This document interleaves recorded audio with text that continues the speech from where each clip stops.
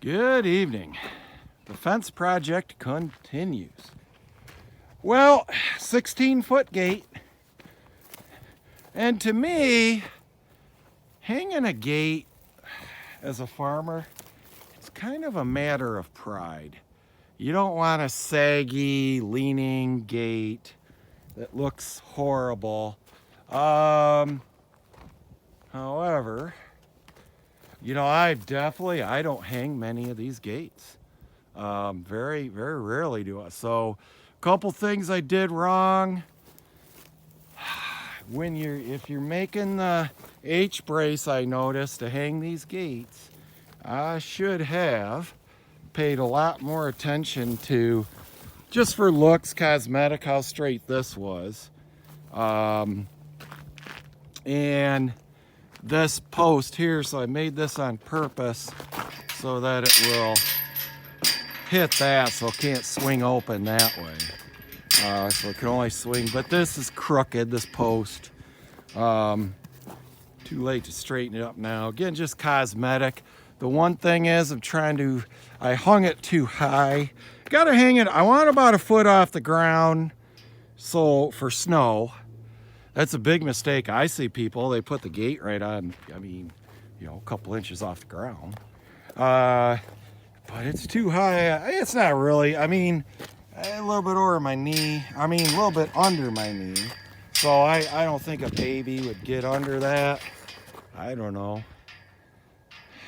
Too late now. I'm out here with cordless tools trying to put these gate hinges in. My batteries my DeWalt tools they're spent. It's like $150 is it for a set of batteries or a battery? So anyways, this is a Sioux steel, top of the line gate as far, in this part of the country. They are made in, pretty sure, South Dakota, Sioux steel. But these have been sold for decades in our part of the country. And, they make round bale feeders and gates, and that usually you really see them out in farm country. Your box stores, big box farm stores and hardware stores generally don't sell Sioux steel unless you're in more of a rural farm area. But this is top of the line, 16-foot gate.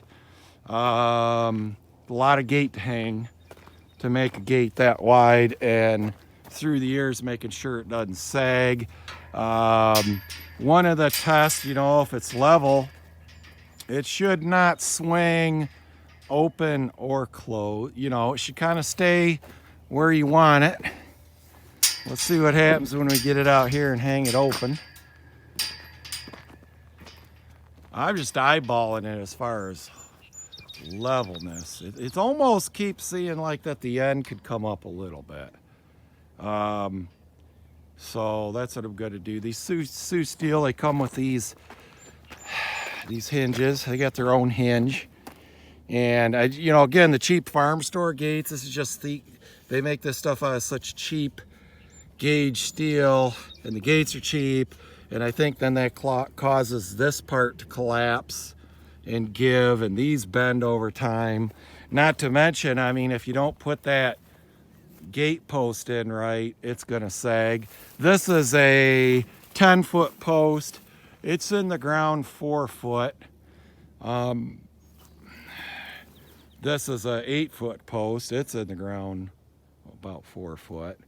Remember, when you're doing your gate H brace, you should pull.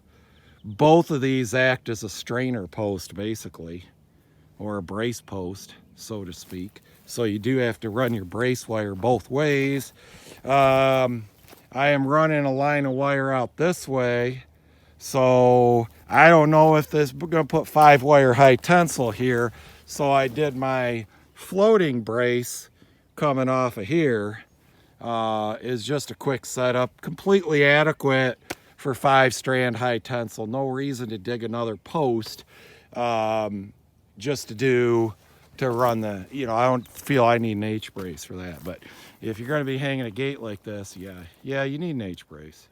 All right, I'm going to adjust that a little bit more by pulling this top hinge in, loosen up this nut, tighten this up, and watch it raise. All right, thanks for tuning in. Any tips and tricks on hanging these gates? I'm certainly no expert at it.